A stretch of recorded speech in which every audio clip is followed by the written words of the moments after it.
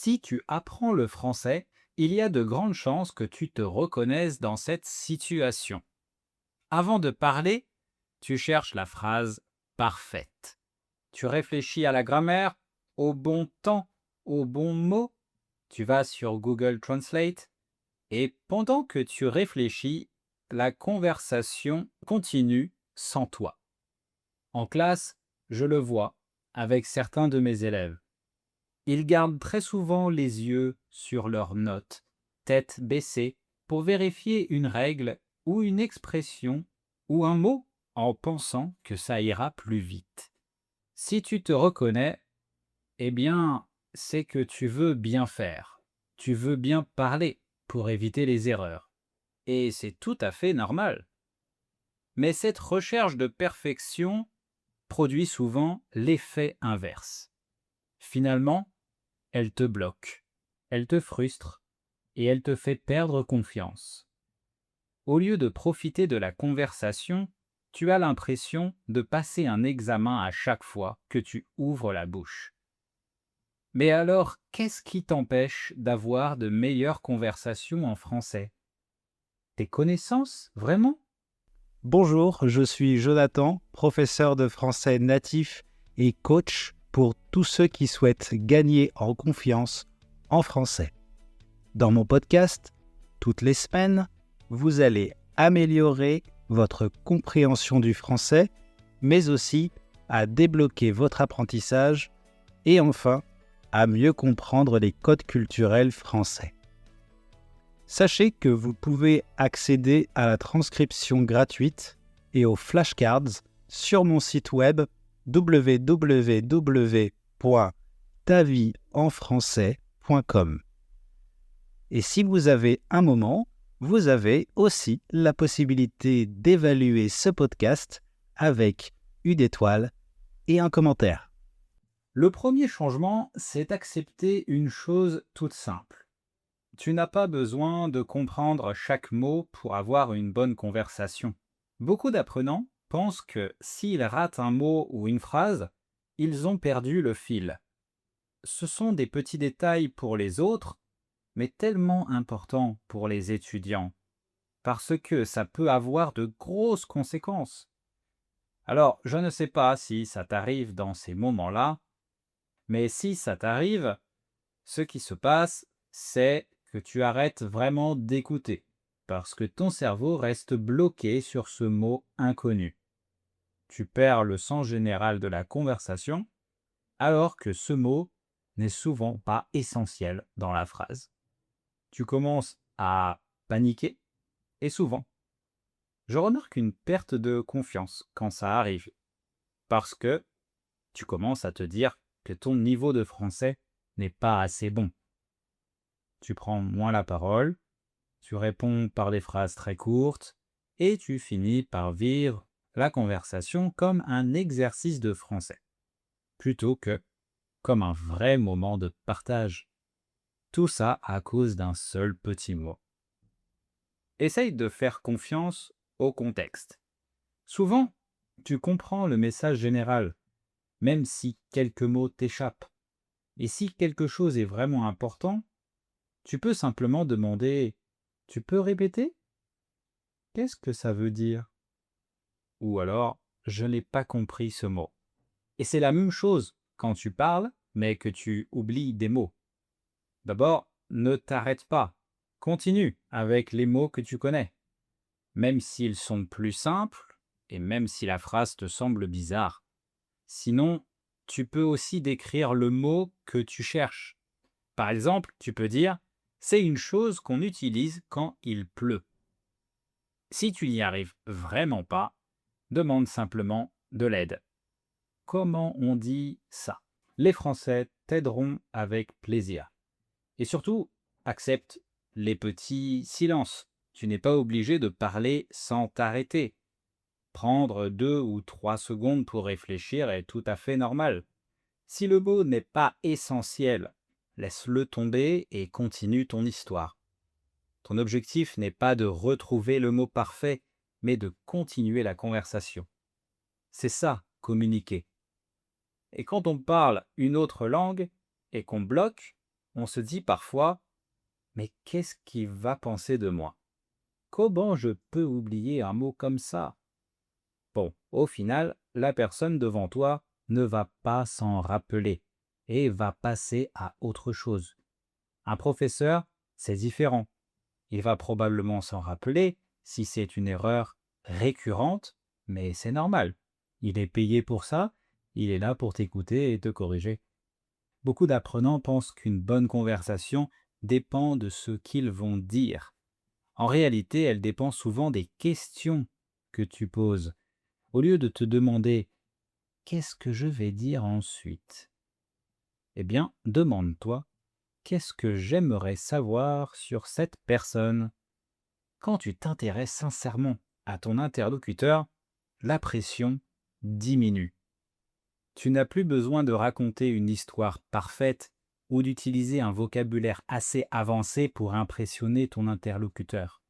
Tu écoutes davantage, tu relances la conversation et l'échange devient beaucoup plus naturel. En plus, poser des questions est souvent plus facile que de parler pendant plusieurs minutes. Tu peux utiliser des questions très très simples comme «Ah bon? Pourquoi? Depuis quand? Et toi?» ou «Comment ça?» Juste ça au début, avec quelques questions comme ça bien choisies, tu peux faire durer une conversation bien plus longtemps que tu ne l'imagines. Prends l'habitude d'écouter avant de te lancer dans quelque chose que tu veux raconter tout de suite. En fait, les gens se souviendront qu'ils ont passé un bon moment avec toi. Et ils vont s'intéresser beaucoup plus à ce que tu vas dire que à ton vrai niveau de français. Un vrai échange, c'est écouter l'autre personne en essayant d'éviter toute distraction. C'est aussi regarder dans les yeux. D'ailleurs, beaucoup m'ont dit que les Français regardent trop dans les yeux. Qu'est-ce que tu en penses? Bon, ça sera peut-être un thème à explorer à l'avenir, dans un autre épisode peut-être.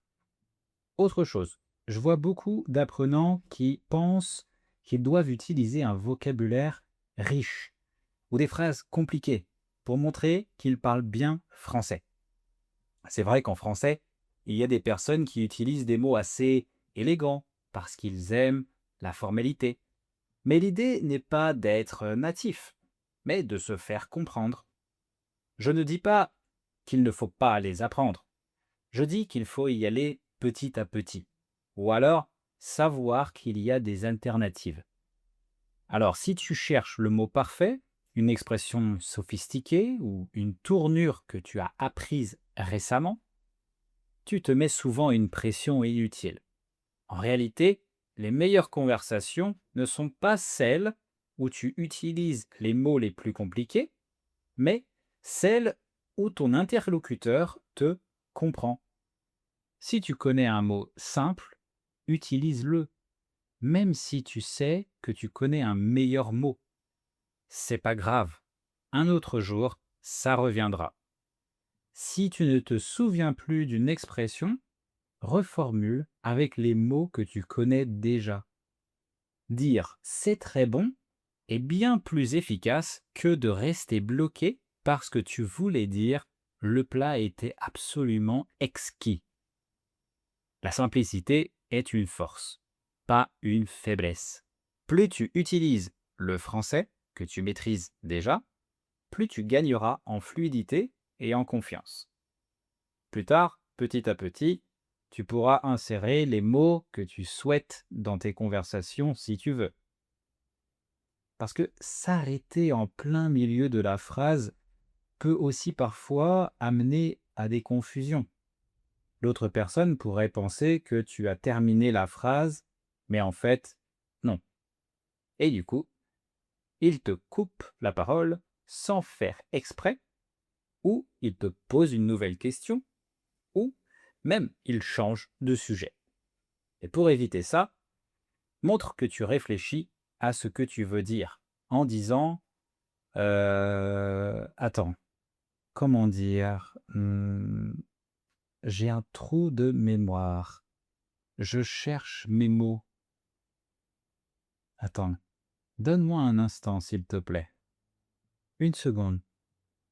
C'est difficile de faire ça, non? Bon, mais si tu fais ça, je peux t'assurer que la personne devant toi va attendre que tu aies terminé de réfléchir. Et sinon, au contraire, si tu veux montrer que tu as terminé ton histoire, un simple «et voilà» et l'affaire est jouée. Mais voici peut-être le conseil le plus important de cet épisode. Quelque chose que très peu d'entre nous font. C'est oser être vulnérable, montrer qu'on ne sait pas. Au lieu d'essayer de cacher tes hésitations, tes erreurs, ou les mots que tu ne connais pas, eh bien, montre-les. Montre que tu hésites, que tu fais des erreurs. Montre que tu ne sais pas. Montre que tu es totalement vulnérable. Les personnes auront de l'empathie et ça va créer une vraie connexion. Si tu dis, dès le début de la conversation, «Je suis un peu stressé», c'est dur à dire à des gens qu'on connaît à peine, non? Réfléchis. Tu penses qu'ils vont réagir comment? Eh bien, selon le contexte, soit ils vont te demander pourquoi, ou alors ils vont te rassurer. Et là, tu réponds parce que je veux pratiquer le français. En faisant ça, tu enlèves immédiatement une grande partie de la pression. Tu n'as plus besoin de prouver quoi que ce soit. Tu peux simplement être toi-même.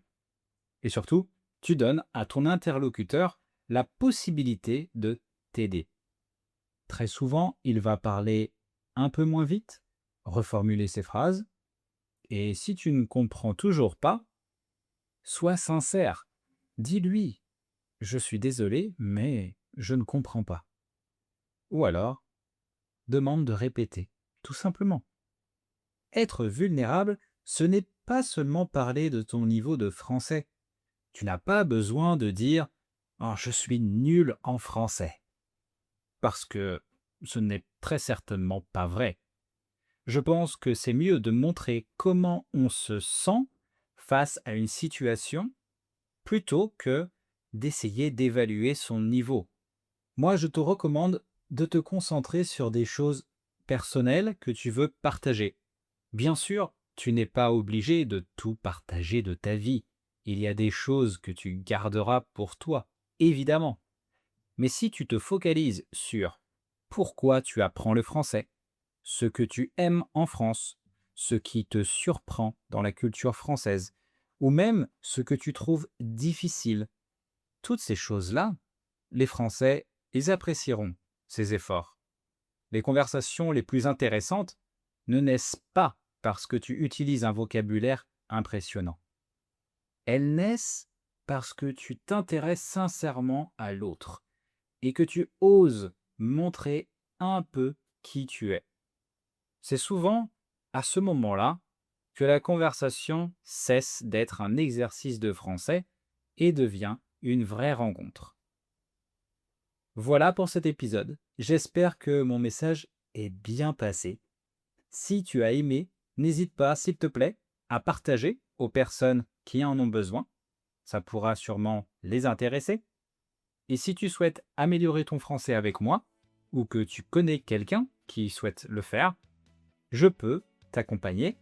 Pour ça, inscris-toi directement sur mon site web. Je te laisse le lien dans la bio et tu as le droit à un appel gratuit avec moi pour apprendre à connaître tes objectifs. Et pour terminer, n'oublie pas, tu deviens plus fort en utilisant tes faiblesses. À la semaine prochaine. Ciao.